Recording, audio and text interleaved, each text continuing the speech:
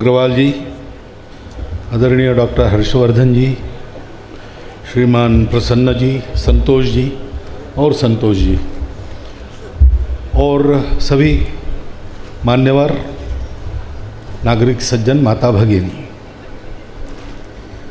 वैसे तो बोलने का विशेष कुछ है नहीं, आपने जो सुना है अभी तक, अगर बोलना पड़ता है तो वही बोलने का मन बनाकर मैं आया था, लेकिन मुझे बोलना पड़ेगा क्योंकि आप सब लोग कुछ ना कुछ कंट्रीब्यूट कर रहे हैं। मैं हर जगह ये बोलना ही कंट्रीब्यूट करता हूँ और आजकल मुझे कुछ कंट्रीब्यूशन करने का मौका मिलता नहीं, शायद कुछ कर नहीं सकता इसलिए बोलने का काम दिया है, ये भी हो सकता है। तो हम सब लोग यहाँ इसलिए हैं कि हम चाहते हैं कि भारत की दृष्टि से भारत में प्रशासन चले, संकल्प उसका प्रशिक्षण देती है। और उसकी आवश्यकता इसलिए है कि पहले जो रचना थी, मुगलों के आने के पहले, अंग्रेज़ों के आने के पहले, वो हमारी रचनाएं अलग थी। केंद्रीय प्रशासन नहीं होता था, स्थानीय प्रशासन होता था। वो गांव के ही लोग रहते थे, अपना अपना काम करके गांव को चलाते थे। सब एक दूसरे को जानते थे, इसलिए सबको कुछ लिहाज से एक दूसरे के साथ बरतना पड़ता था। तो एक तरह से हर एक ग्राम स्वायत्त था और सब एक दूसरे को जानते थे, इसलिए एक दूसरे को समझकर सारा प्रशासन चलता था। तो प्रशासन कहने के बाद उसमें एक जो कठोरता शब्द में ही ध्यान में आती है, वो प्रत्यक्ष जब चलता था देश तो उसमें ये कठोरता नहीं थी, आत्मीयता आती थी। लेकिन ठीक है, उस जमाने के लिए ठीक था। उसका डॉक्टर अंबेडकर साहब कहते कि एक नुकसान भी ये हुआ कि प्रत्येक गांव स्वायत्त था और सारे देश को कभी भी कोई भी आक्रामक जीत नहीं सका। गांव-गांव स्वतंत्र ही रहा तो भी देश परतंत्र हुआ, उसका लेना देना गांव से कुछ रहा नहीं, ऐसा भी हुआ। तो ये दोनों प्रकार से विचार कर सकते। लेकिन आज का ज़माना हमारा केंद्र शासन, राज्य शासन, ग्राम पंचायत तक, नीचे तक जाता है और उसमें प्रशासक होते हैं और ये ढांचा हमको क्रमशः मिलते गया है और अंग्रेज़ों ने उसको एक बहुत सुदृढ़ रूप बनाकर हमारे यहाँ रखा। तो ढांचा हो सकता है कुछ भी, लेकिन उद्देश्य क्या था? अंग्रेज़ों को भारतीय प्रजा का पालन नहीं करना था, अंग्रेज़ों को भारत पर अपना राज्य चलाना था। उसके लिए जैसा आवश्यक ढांचा चाहिए उन्होंने बनाया, उसके लिए जैसा आवश्यक प्रशासन प्रशिक्षण था वो देते रहे। अब स्वतंत्र हो गए तो इन बातों से बाहर निकलने की आवश्यकता है ही, और जो ढांचा है उसको केवल बदल के नहीं होगा, तो मानसिकता भी उसकी वैसी बनानी पड़ेगी। क्योंकि वो जो प्रशासन चलता है लोगों पर राज्य करने के लिए, उसको लोगों के सुख दुख का ध्यान नहीं रहता। राज्य अपनी संपत्ति वसूल कर सके जनता से, इसलिए उसको शांत रखना, कानून की मर्यादा में रखना, इतनी केवल उसकी चिंता वो करते हैं, बाकी उनको क्या लेना था। और इसलिए उसमें एक रुक्षता भी आ जाती और लोगों के जीवन से कुछ दूर वो रहते। तो क्या कारण बड़े मज़ेदार किस्से भी बनते। अभी हमारे एक साथी नागपुर में थे, उनका अभी देहांत हो गया, लेकिन पेंशनर थे। तो कुछ 6 महीने पहले मिले थे तो उन्होंने बताया कि इस साल की पेंशन मैं अभी लेके आया हूँ। तो उन्होंने क्या बताने की क्या बात, आप पेंशनर तो हो ही। उन्होंने कहा नहीं, पिछले 2 साल की मिली नहीं है। बोलो ऐसा क्यों हुआ? तो बोले मुझे पत्र आया था डिपार्टमेंट का कि इस साल की पेंशन आप लेके गए हैं, लेकिन पिछले साल की पेंशन इसलिए आपको नहीं मिलेगी, पिछले साल आप जीवंत थे इसका कोई सर्टिफिकेट नहीं है। ये घटी हुई घटना है। तो मैंने उनको पत्र भेजा, ऐसा वो कहे कि मैं इस साल जीवंत हूँ ये मुझे पता है और आपको भी पता है क्योंकि आपने पेंशन दी है, लेकिन पिछले साल मैं जीवंत था कि नहीं ये मैं अब नहीं बता सकता। अब ये ऐसी एक रुक्षता उस प्रशासन में अभी भी वो अवशेष है,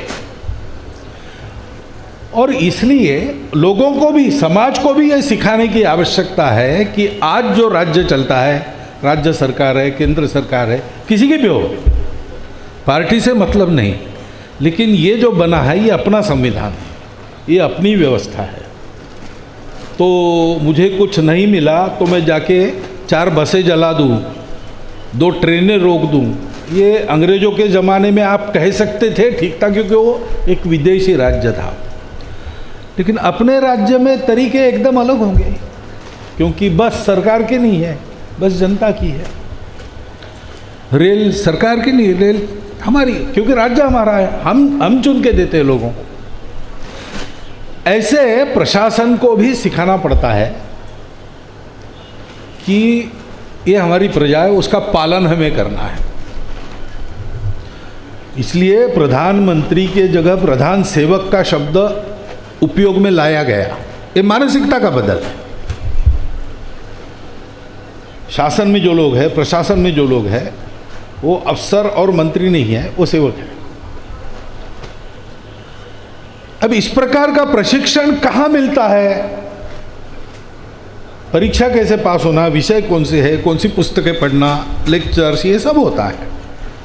लेकिन यह सारा लोक सेवा के लिए करना है, लोक सेवा आयोग के तहत ये सारा होता है, तो सेवा उसमें होनी चाहिए। ये प्रशिक्षण ये देने वाली संस्था दूसरी नहीं है, संकल्प ही है।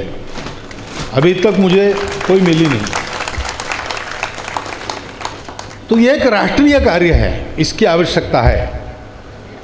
ये छोटा है बड़ा है सवाल नहीं,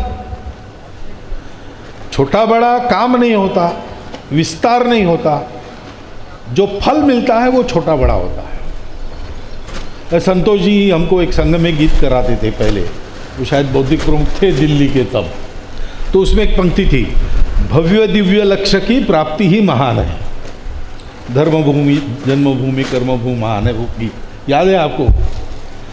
तो ये भव्य दिव्य लक्ष्य है, नए भारत के निर्माण में भारत की व्यवस्था का भी परिवर्तन होना पड़ेगा, व्यक्ति की गुणवत्ता बननी पड़ेगी, समाज की मानसिकता, समाज की गुणवत्ता में परिवर्तन होना पड़ेगा, वैसे व्यवस्थाओं में भी परिवर्तन आना पड़ेगा।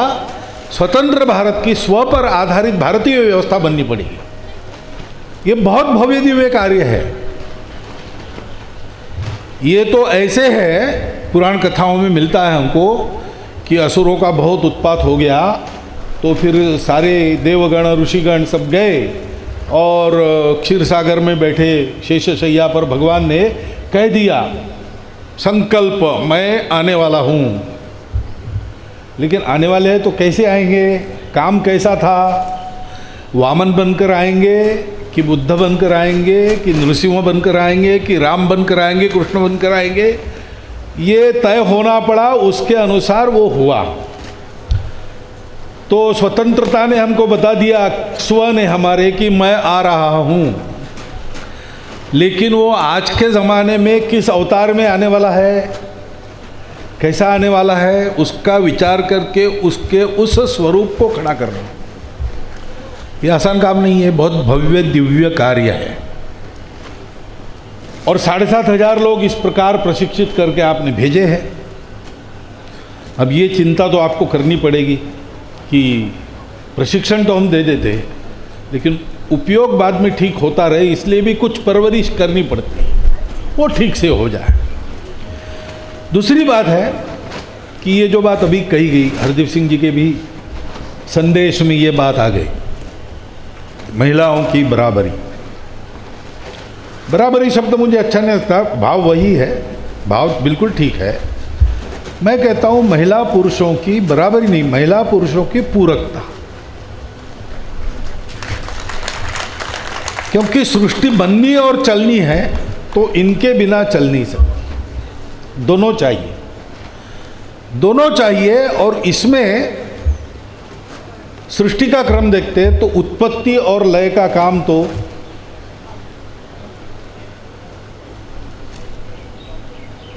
पुरुष के पास हो सकता है, लेकिन पालन का जो काम है वो बिना महिला के नहीं हो सकता। तो सृष्टि अगर ठीक चलनी है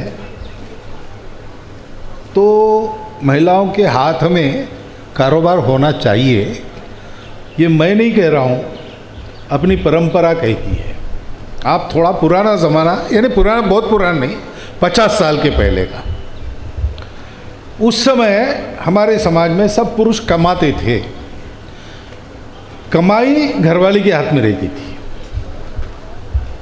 तिजोरी की चाबी उसके पास रहती थी, उस कमाई का बजटिंग वो करती थी। घर में भोजन, किसी को भोजन पर बुलाना है तो वहाँ से सैंक्शन लेना पड़ता था, कौन आ रहे, कैसे आ रहे, कितने आ रहे, ये बताना पड़ता था। और उसमें कुछ उल्टा सीधा है तो मना भी होता था। अपने यहाँ पर पुराने जीवन की परंपरा ये रही है कि व्यवस्थापन, घर को देखना, ये सारी बातें महिला ही यही करे। और ये भी है कि जहाँ पुरुष की नहीं चलती, ऐसे सब कामों में महिलाओं की नहीं चलती, ऐसा कभी नहीं हुआ है। तो लड़ते लड़ते राजा दशरथ बेहोश हो गए, तो राजा दशरथ तो बेहोश हो गए, लेकिन कैकेयी बेहोश नहीं हुई, उसने अपना हाथ लगा दिया उस रथ में और युद्ध चला।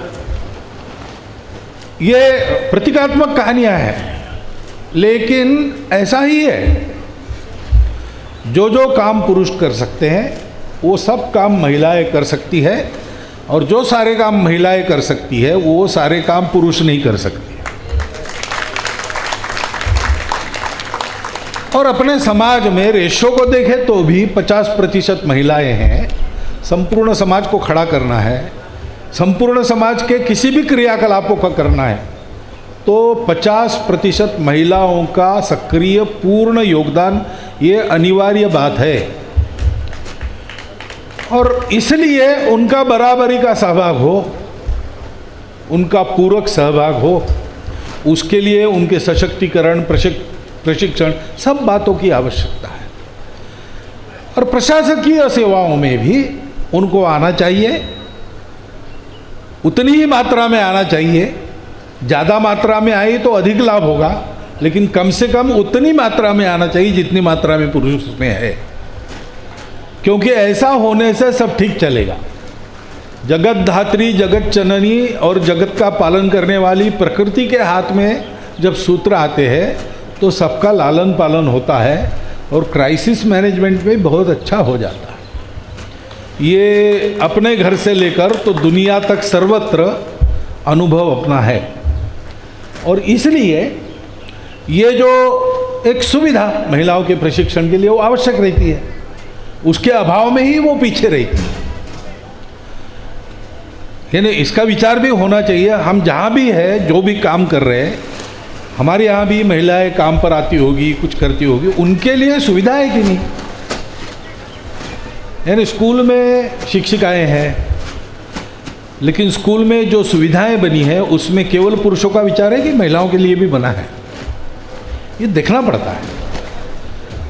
2000 वर्षों में हमारी आदत चली है, पहले हमारे यहाँ ऐसे ही था, सब बराबरी का था और सब परस्पर पूरक था।